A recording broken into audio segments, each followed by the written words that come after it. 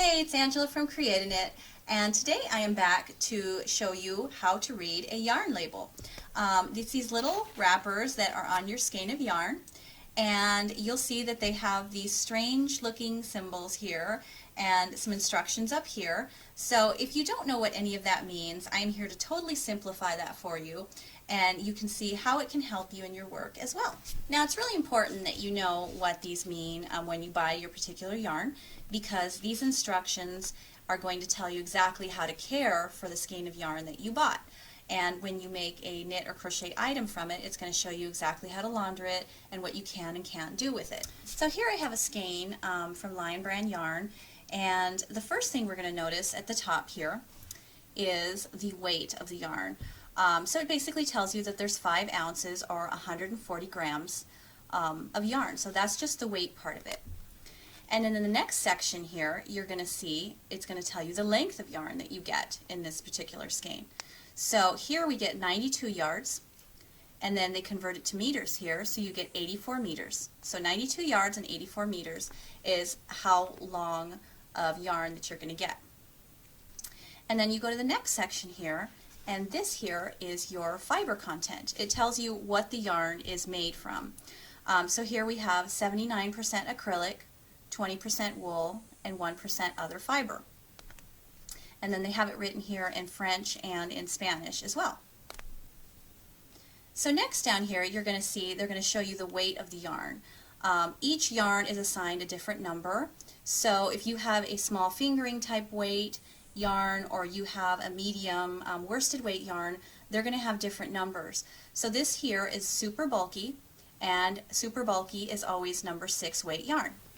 Now over here, these little squares with the hook and the needle here, this is all about gauge. This is going to give you your needle and your hook recommendation for what size needle or hook you should use when using this weight yarn. So here they show you that if you make a 4 by 4 inch square, or a 10 centimeter by 10 centimeter square, when you're knitting, you're going to want to use a US 13 9mm hook. I don't know if you can see that there. Okay, and that tells you that in this yarn, using a US 13, you should get about 9 stitches across, and you should get 12 rows in a 4 by 4 inch area. Now that's going to vary a little bit depending on your gauge. Remember, this is just kind of a recommendation for you, just a place to start. And then if you're working on a pattern or project, you're going to want to check your gauge and then choose the right size needle accordingly. So here, it's basically the same thing if you're crocheting.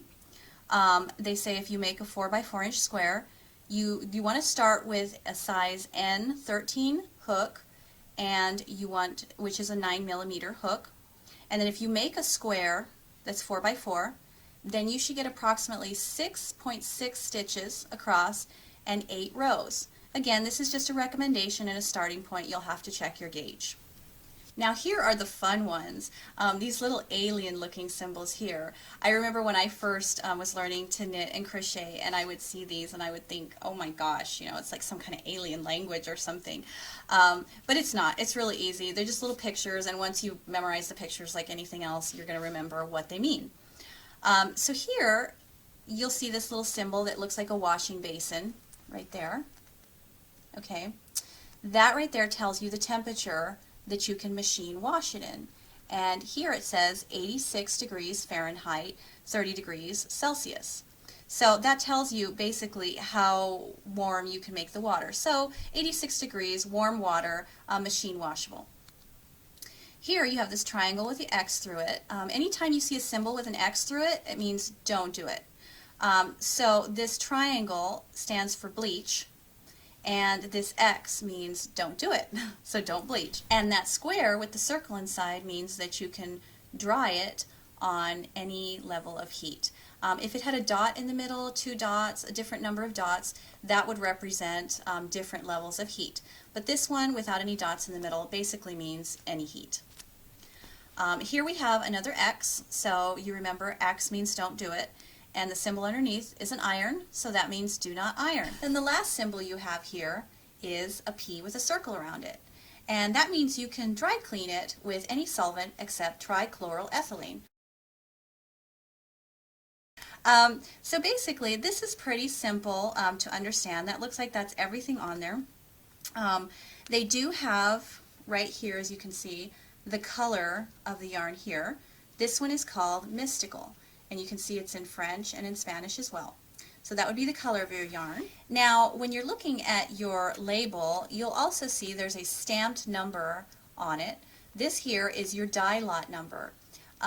What a dye lot number is a number that tells you what the specific yarn was dyed in. In other words, the yarn is dyed in batches at the factory. Every batch of yarn that's dyed comes out slightly different, and there's variations in the color. They try to get them as close as possible, but you know, there's going to be slight variations. One might look darker blue, one might look lighter blue. So this dye lot is going to be your friend, because if you want to get more than one skein of yarn for a project, you want to make sure you get the same dye lot. So you would just grab the other skeins that had the same number stamped on the label as well. And that way when you make your project, it doesn't come out ombre or, you know, two different colors. You know, it would end up being the same dye lot. So that's really important too. So that's pretty much it to reading labels on yarn. I hope this helped you and helps you when you get your yarn from now on in determining what kind of care it's going to need, what size needles or hooks you should choose, and in getting the same dye lots. So just let me know if you have any questions and comments below, and have a great day.